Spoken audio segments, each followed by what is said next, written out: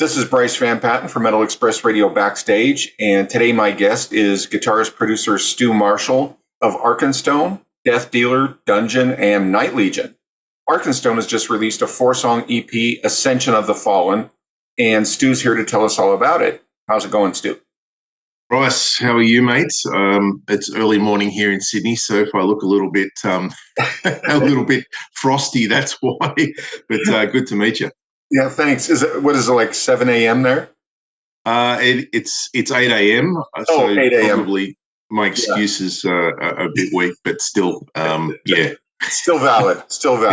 Yeah, it's 3 in the afternoon here. I'm on the West Coast by Portland, Oregon. So beautiful, Oregon. Yeah, a good buddy of mine just moved there and showed me some photos. Mm-hmm. What a great coastline. Beautiful. Yeah, it's really gorgeous. So if somebody didn't know anything about Arkenstone, how would you describe the music to them? It's old school aggressive power metal, without all the happiness, I guess. I wouldn't say it's grim, but it's power metal with the old school Candlemass, darker influences, very aggressive. It's fist to the face power metal. So, that's what we've gone for. Excellent. So Arkenstone is almost like a super group. Can you tell me how the band came together and a little bit about the players? Yeah, thank you for saying that. It's coming out of the pandemic with the close down of touring, and I found myself with a lot of time on my hands. And I'm sitting in my sort of writing studio at the moment. So I just started writing when the pandemic occurred, and Death Dealer was off the road. There was just no chance and no light at the end of the tunnel when the pandemic started. So it started out of really pulling together some music that I had available to me and wanting to work with good friends. To cut back a little bit, many years ago, I had a project called Empires of Eden where I released 4 albums.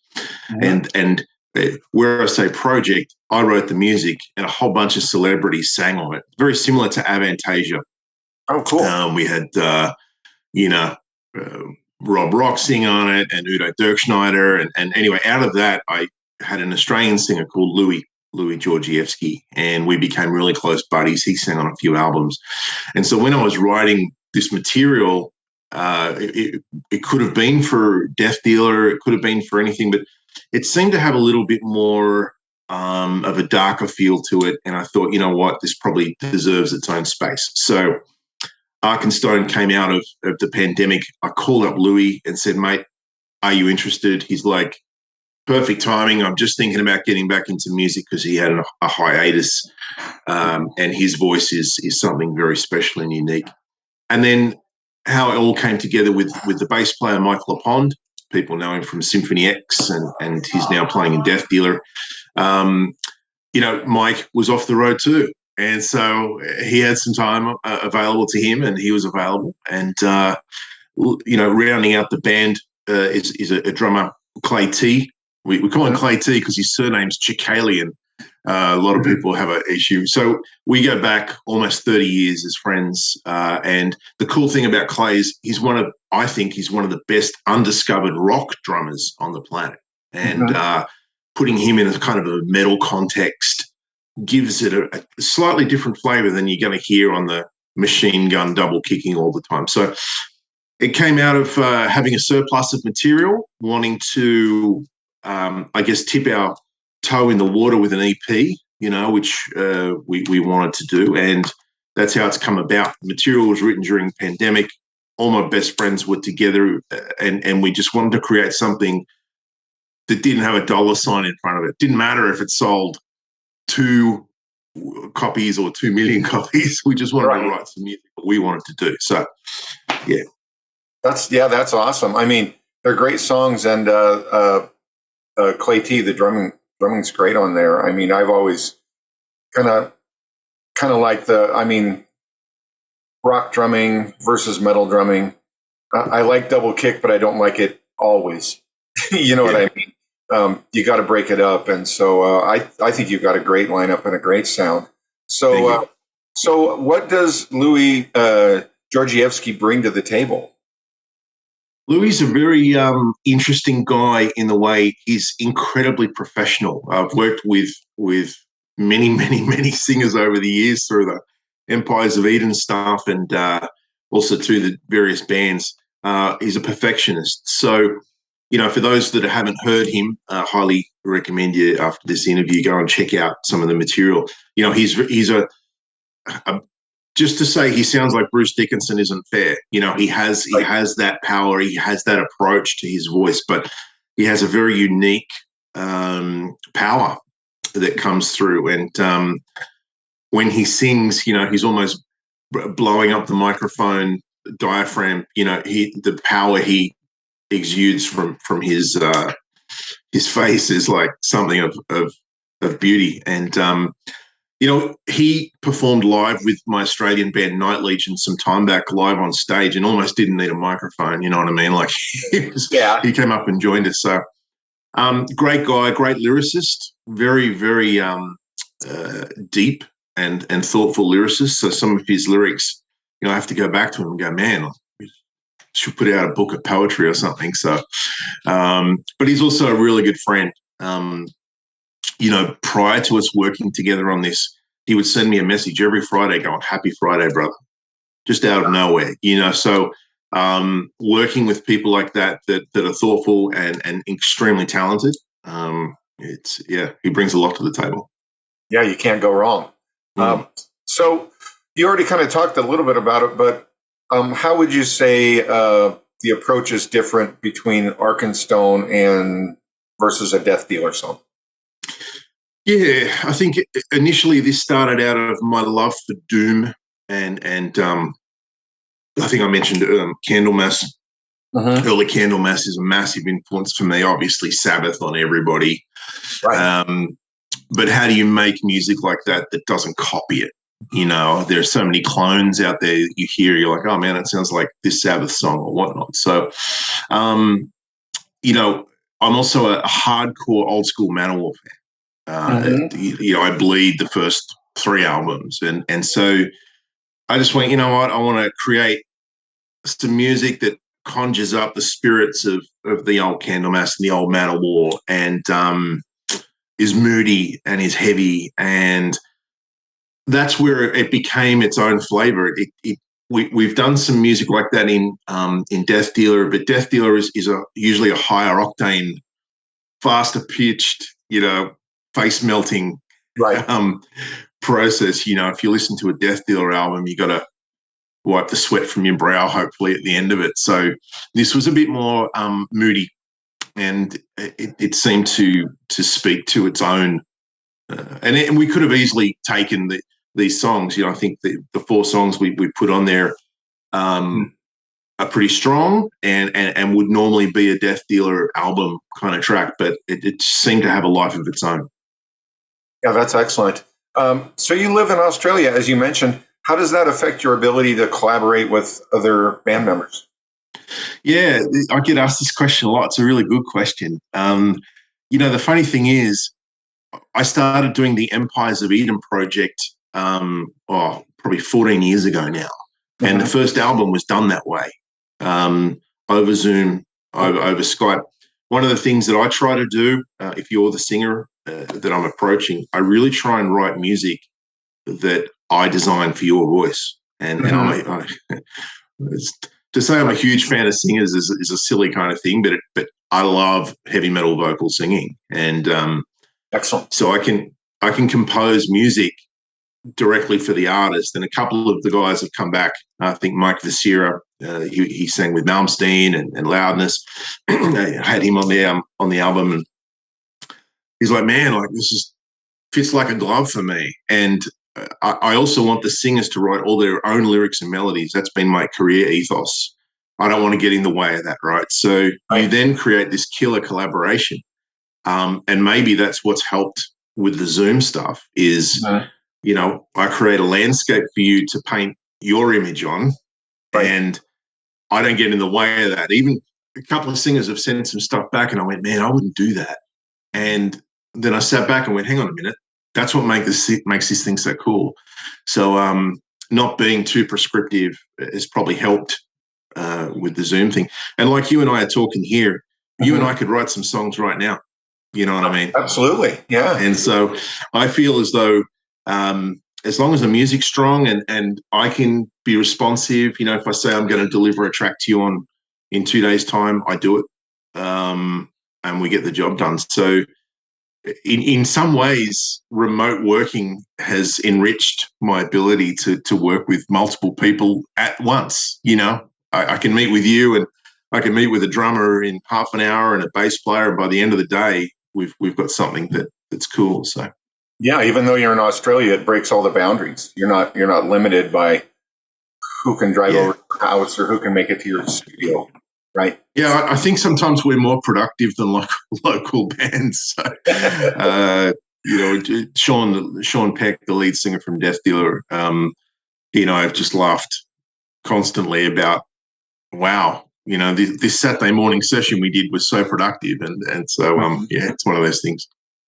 Yeah, speaking of Sean, I spoke with him a couple of weeks ago, and he was telling me you're pretty much a songwriting machine, and you've already got the next 3 Death Dealer albums, kind of enough material. So we'll talk about that a little bit. And how does your writing process work, in other words, when you want to write a song? Well, luckily for me, I walk in here, right, and I'm instantly inspired by what's behind me. Songwriting process again. You know, I'm sure a lot of people know who Sean is.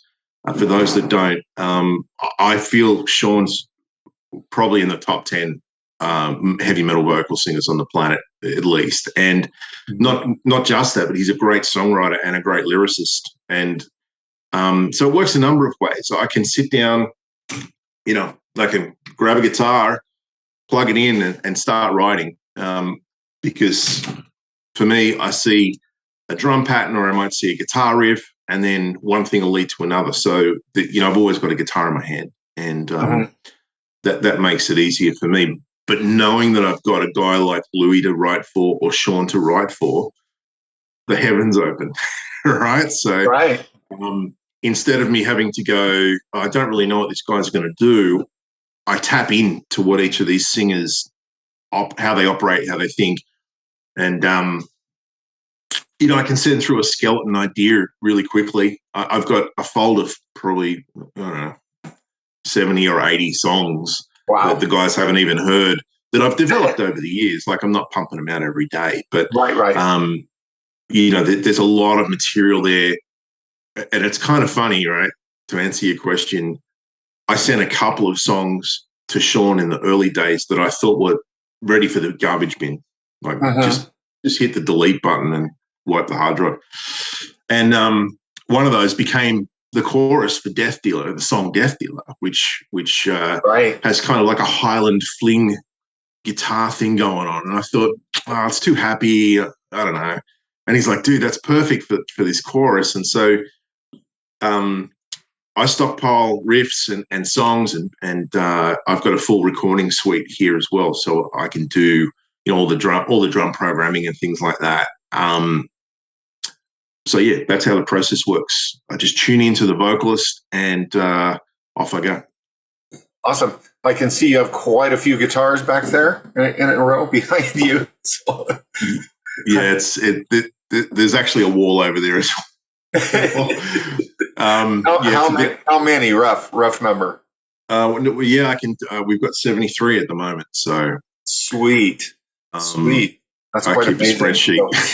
So it's not hard to get inspiration. Then you can just turn around and.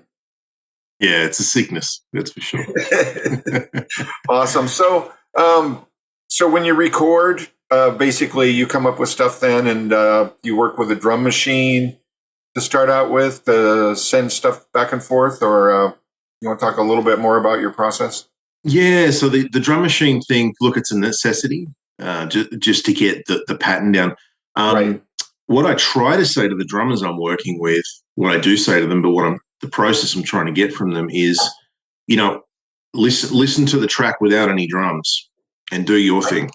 Right. Okay. Sometimes it works. Sometimes Sean and I, or Louis and I, will write an idea, and the drums really have a strong component, of certain parts. And some drummers will interpret it differently, and we'll work with them to try and make the song the song. That's the important thing, right? Like I couldn't care about solos and all that crazy stuff if the song's crap. So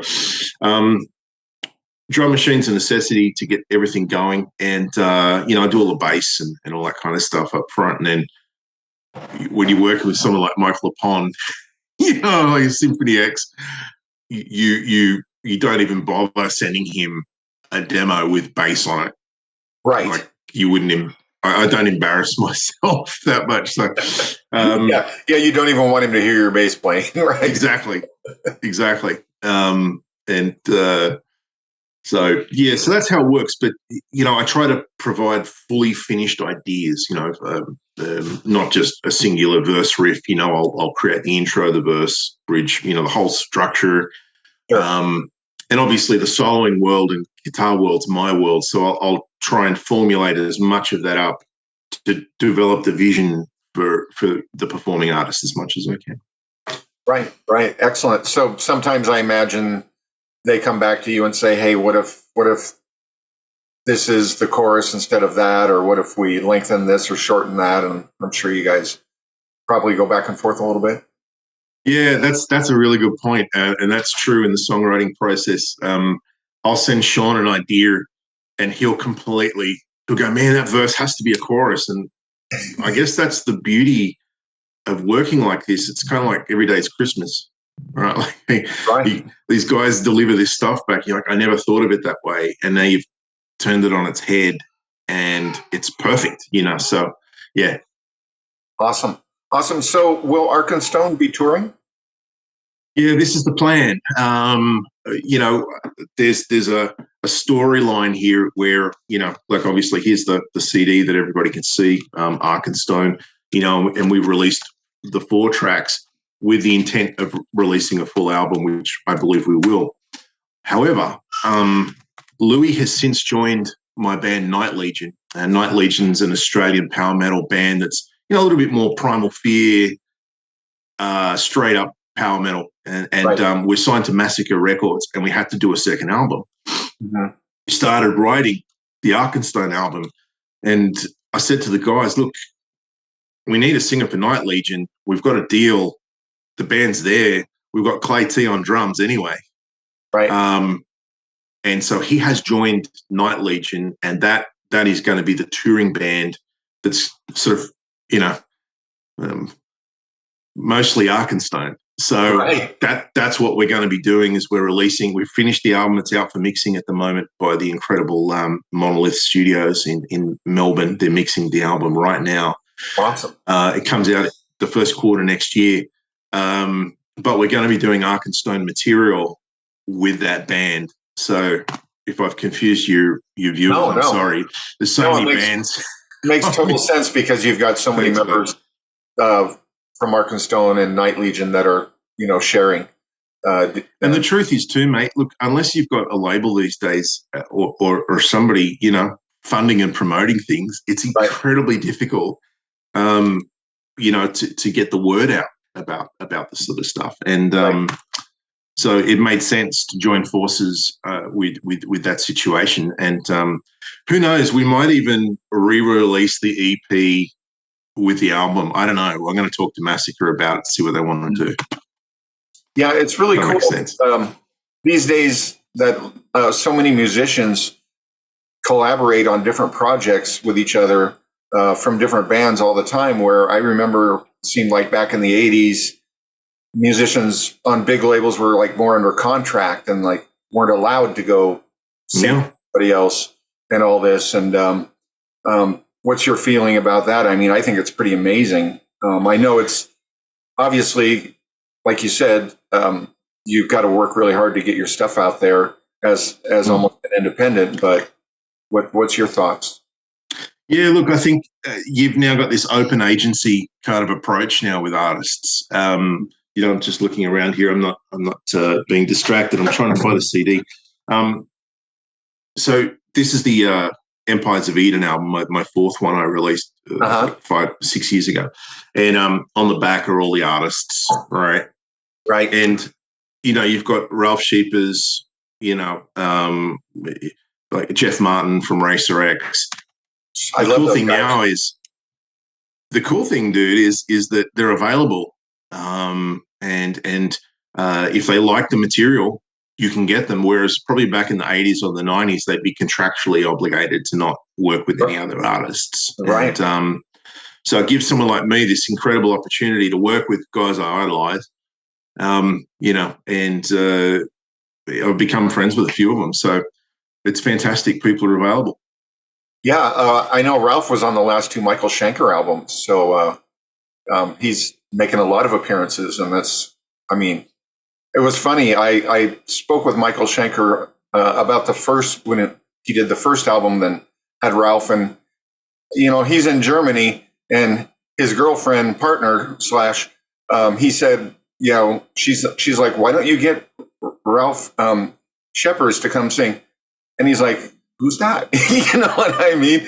And then she played something for him, and he's like, oh my God, absolutely, And it was just kind of funny. But Ralph's turning up on all kinds of albums, and I think it's just an awesome thing. So, mate, he's a great guy, and we've become acquaintances and buddies through the process. It's when you write music for people. And you create some sort of product out, it does create a really cool dynamic of friendship and sharing art. And, Ralph was a definite immediate choice. I've been chasing him for years, actually, to try and get him. And he was so busy with Primal Fear, and then he got really busy with Gamma Ray. So, but what a great experience for a punk like me, to work with these people. So. Fantastic. So you're such a busy guy, Stu.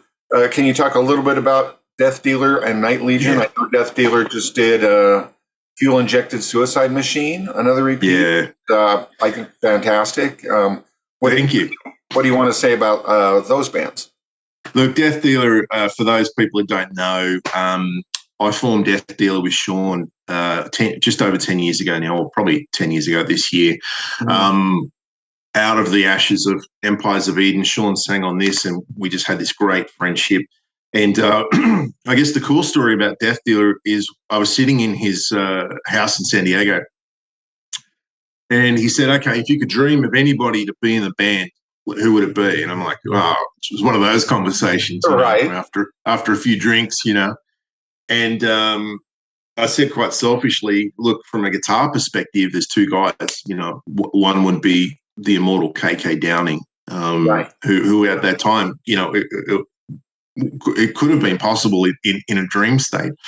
But then the second guy I mentioned was Ross the Boss from Manowar, ex-Manowar. And he looked at me kind of funny. He's like, man, I know Ross. And I can't tell you the feeling I had about that was just total shock. And he goes, wait a second. So he literally picks up his phone and he calls Ross on the spot. And I'm shaking in my boots, And I hear this voice over the phone, this strong New York accent. He's like, yeah, send me the songs, send me the song. And we had done a few demos. And anyway, one thing led to another. Ross says, yeah, he's keen. We got Mike Davis on bass from ex-Lizzie Borden, ex-Halford. Christ, I was in LA that same trip randomly. Literally, I kid you not, someone said, do you want to go to a Priest concert to see Judas Priest? I'm like, of course. And he goes, here's an address. Drive over here, go with my friend. I didn't know anybody, right? So I'm on my own. And I turn up at this house, happens to be Roy Z, producer Roy Z. Love her. Answers the phone, answers the door, I should say. And I'm like, holy shit, Roy Z. He's like, that's me, dude. I'm like, cool. So we get in the car, and the guy that jumps in the back is Mike Davis. And so we became firm friends from then. So I'm talking to Sean. I'm like, well, I met Mike Davis 2 days ago. Where do we get Mike Davis? So we pulled this band together, and we had a bit of success with the first album. We did some European touring. We did some West Coast touring in the States. Where are we now? So we've released 3 albums. everyone's very different. I think the production's improved over time, and we're up to releasing album number 4, which is in the can, mixed, mastered, ready to go in first quarter 23 next year. I'm extremely proud of this album, so much so that I've delayed the release. I've said to Sean, I don't want this album just going out and, turning into vapor without any touring. So, excuse me, Right. we released the EP because it's been so long since we released an album. I think it was like 3 or 4 years. And we did the EP because we had all this material. I said, dude, let's just do an EP about Mad Max. Right. Exactly. I'm an Aussie, so you know what I mean. And Absolutely. That film's in our folklore out here. So we're talking about the original one from. Yeah, with Toe Cutter and Oh yeah, fantastic. I'm the Night Rider. Like just screaming into the distance in a big V8. Yeah. Funny thing, over here in America, we had a crappy version of that movie where they had dubbed out all the Australian voices because somehow they thought that we wouldn't understand Australian. You know what I mean? So these funny sounding voices for everybody in the movie. And then back around late 90s, I finally was able to pick up a DVD with the real voices. And it was just like, oh my God, this is 100 times better to actually hear the actors' voices. But, but just on that, I love that. Of course, Road Warrior, fantastic. And I did like the Tom Hardy version. I thought that they did justice to it, for having to do, some kind of reboot. But the bass player for Night Legion is actually working on the Furiosa movie right now. Awesome. So he's part of that production crew, which is pretty exciting. So we're getting some intel on how all that's shaping up. But wow, yeah, man, you can't beat the original. It's and yeah. I think that's what inspired the power, the grit, the dirt of that EP. I hope you can hear. And I did the voiceover on the EP with a good friend of ours, Jason. So he's a good buddy of mine out here. So I hope people can track that down and check that out. There's a lot of fun to do. Awesome. So a little bit more about Night Legion.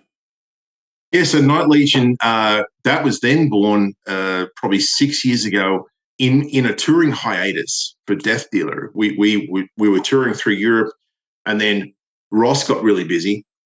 Everybody knows Ross has got his own Ross the Boss band, which really took off. And then Sean got busy with the Three Tremors, and I had 12 months to do nothing, and I don't like that. So I formed Night Legion again off the back of the premise, a band with my best friends in the world. Like it didn't have to be good. It just get my boys together and we go and hit the road. And so we released a debut album. It did really well in Europe. Massacre reported the sales were great with no touring. What's Night Legion? Night Legion's more of your traditional, priestish sort of style power metal, I guess. Whereas, Death Dealer's far more aggressive, that kind of hyper-powered thrash power metal. But yeah, and this new album, it's being mixed at the moment. It's really diverse. We spent a long time on track selection, so the songs are really good. And we've got incredible artwork this time. I think I've got the first album here. I don't know if you can see this clearly at all, guys, but that's the debut album. Sorry about the plastic. No, it's okay. And the artwork is incredible by a guy called Dusan Markovic, and he's done the new album cover as well. So we're really pumped for that, and that will be a touring act down here. Fantastic. Well, what else does 2022 have in store for Arkenstone and Stu Marshall? Mate, where are we? So we're in August at the moment. Back into Death Dealer mode now. So now that the DD4, Death Dealer 4 is in the can ready, going to spend the rest of the year working on Death Dealer 5. And probably taking a bit of time off. Nice. I wouldn't mind 8 weeks where I don't pick up a guitar and maybe I'm off to Bali in a couple of months, so I'm going to enjoy that and just amp up and get ready for next year. Next year I think is going to be exciting for touring, for metalheads everywhere. Touring's are opening up, the COVID crap's starting to be managed, and I just want to get out there and pack a bag. So yeah, they've got lots of tourings going on up here in the States. So I don't know what it's like in Australia, but big I'm off to see Kiss tomorrow night. I'll be out to see Kiss on their farewell tour tomorrow night. So that's going to be cool. Is this their first farewell tour? Right. Well, I remember how many farewell tours the Rolling Stones did. I think 4 or 5. So, what? I've always been a fan of Kiss. The 70s Kiss for me, but it's kind of my age, the first, all the albums up through Destroyer, love that stuff, and just huge thing. So that'll be fun. Yeah, it's going to be cool. I love 80s Kiss as well. I think it sounds like a different band to me.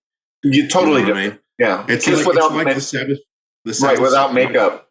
Yeah, sorry. Exactly. No, not at all, my friend. We've got the delay between us, but it's the same thing with Sabbath. Like people are like, oh, I'm Aussie or I'm Dio. It's like, dude, they're different bands. Okay, there's nothing wrong. Both. Yeah, I like apples and oranges. I got no problem. Exactly. And maybe the same name, but very different bands and different kinds of music. Right. So but pumped to see Kiss. And whereabouts are you? You're in Oregon, right? Yeah, I'm in Vancouver. Actually, I'm just across the Columbia River. I'm probably 4 miles from Portland. Beautiful, like beautiful. So, well, I hope we can get up that way, mate, and catch up with you there. Yeah, I'd love to see you. Any band that you bring, that would be just great. So, last thing I was going to say, is there anything that we missed or anything that you wanted to talk about we didn't cover? Only that for anyone watching, hit YouTube and Spotify and all that stuff to investigate some new and fresh metal. Mm-hmm. I'm really proud of the music that we come up with. I think it's something different. It offers something unusual sometimes. So, Night Legion, Death Dealer, Arkenstone, it's all there for you to check out in your leisure time. And we're on Facebook too if you want to drop a like, and it's a really great community. We try and put news up there first. And steelcartel.com is our record label with Death Dealer and Arkenstone. I do want to give a shout out to the incredible work Sean Peck does with merchandising. He puts a lot of effort into it. Our merch is, the highest quality, and it's cool. You can buy really cool bundles. So steelcartel.com, that's how everybody supports bands these days. So if you're into the steel and you want to represent when you go out, we've got some great stuff there. So yeah, man, that's all I want to say. And I really appreciate your time. Yeah. Excellent. Yeah. In talking to Sean, I really agree with, his take on marketing strategy, that he's only wants to stream the songs that are videos that are already out there, and the rest of it you need to buy the record, because you can't make money streaming. I mean, look, it's a balanced. It's a balanced. Yeah, you need it out there, but you know what I mean. I think people, you love your bands, so buy their CD, buy their shirt, buy something. You know what I mean? Buy the download at least, so that you own it. And that way, some of that money trickles back to the artist that's making the great music that you love. So I completely agree, mate. And I know money's tight for people, and let's face it, there's more choice today than there ever was. Mm-hmm. But if you want to wear a T-shirt that's not going to disintegrate in the wash, or it's not going to shrink, or it's not, then go and get our stuff, because we put a lot of time and effort into making sure that it's the right thing. And colored vinyl, all the cool stuff. You know what I mean? Mm-hmm. So at the end of the day, we want people to enjoy the music, right? Like, right. I get the dollar sign business, but at the end of the day, I want you to hear my music and dig it. Right. You know, and so, Right. that's the end goal. Yeah, your comment reminded me of the old days when I'd go to a concert and then you'd go out in the parking lot and there's guys selling T-shirts that are not authorized, and 2 washes later they've fallen apart. You know what I mean? So yeah, so. I had a clothing company years ago, a heavy metal clothing company that I started many moons ago called Pure Metalwear, and we had some celebrities. We had Bruce Kulick, we had Dora Pesh.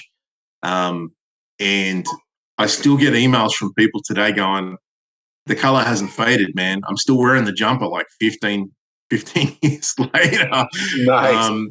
So you got to care. You got to give a damn about what people buy. And Exactly. I think, I know we do. So. Well, hey, just want to thank you again, Stu, for being my guest today. I really appreciate your time, and love Arkenstone. The new EP, Ascension of the Fallen, is out. It kicks serious ass, so people go out, buy it, watch the videos, get the stuff. Exactly. Beautiful CD. I love the artwork and the music. It all works perfectly. So, yeah. So, yeah, just think, go ahead. No, it's all there. This again is what Sean's talking about. You get a 20-track sampler as a bonus, and then we did the gatefold artwork, so it's a whole battlefield. Love it. So yeah, please, anybody interested, grab a copy. There's plenty in America. They're sitting at the warehouse in San Diego. You can grab a copy, and it'll be good for you. Fantastic. Well, thanks again, Stu. Thank you, Bryce. Thanks a lot, buddy.